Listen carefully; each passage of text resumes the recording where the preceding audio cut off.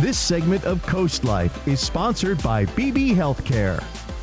We cannot stress enough here on CoastLife and really just anywhere in your life how important sleep is. And so today we've got an expert in to talk about it. We've got Dr. Ercilia Arias. And Doc, why is sleep so important to people? Well, sleep is actually essential for optimal health.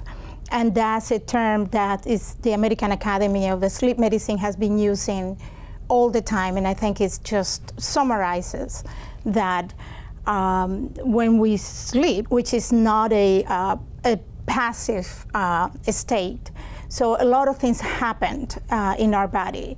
We human exist in three different states: in awake, non-rapid eye movement sleep, and rapid eye movement sleep, the famous REM sleep.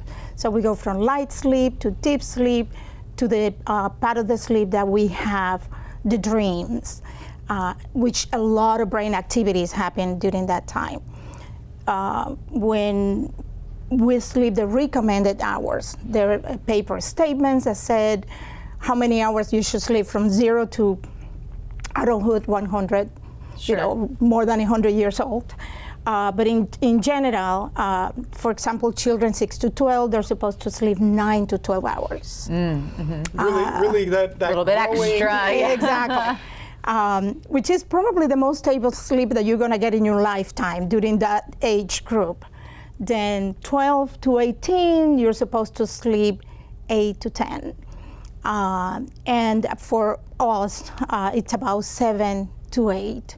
So those are the recommendations. And if you sleep less than those few hours, then increase the risk of weight gain, obesity, diabetes, hypertension, heart diseases, depression, stroke, Alzheimer's, and dementia. So it is the problem. Exactly. Yeah. Now we are coming right up on the school year, and that does switch things up for a lot of families. For kids, you talked about the importance of how much sleep they're getting. For the parents, they need to get their sleep as they're trying to put everybody to bed.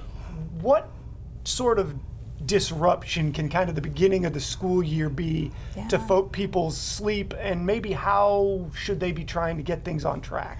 Well, it's starting now, 1 to 2 weeks before school starts. You have to try to get to bed or put the kids to bed or yourself to bed 15 to 30 minutes before, and also trying to wake up 15 to 30 minutes earlier until you reach that goal of your sleep hours for your age group. So that's very helpful. We humans, we love rituals. We really thrive on a structure. I mean, I say that all the time, but we do.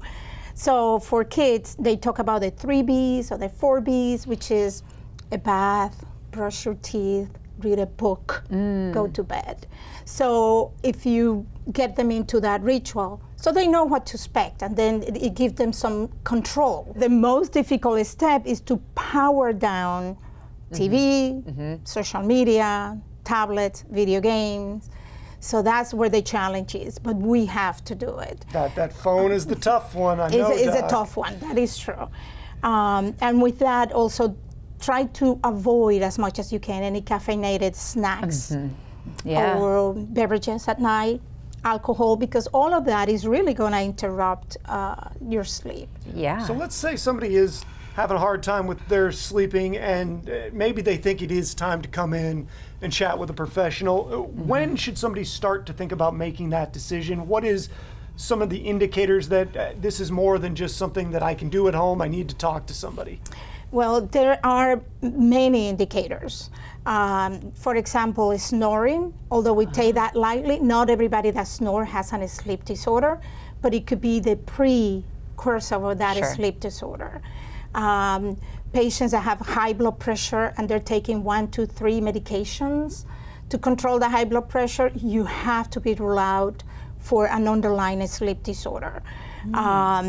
Fatigue, patients that already have established cardiovascular diseases, irregular heartbeats. So there's a lot of indications of how to look and at least talk to your healthcare clinician. Like, this is what I'm experiencing, so they can guide you. But if parents or loved one are concerned also that their children or their loved one is sleeping too much or sleeping too little, that's another sign that could speak for an underlying sleep disorder. Yeah, so a lot of things that people might be on the lookout for if they're struggling to get a consistent good night's sleep. That's correct. Yeah.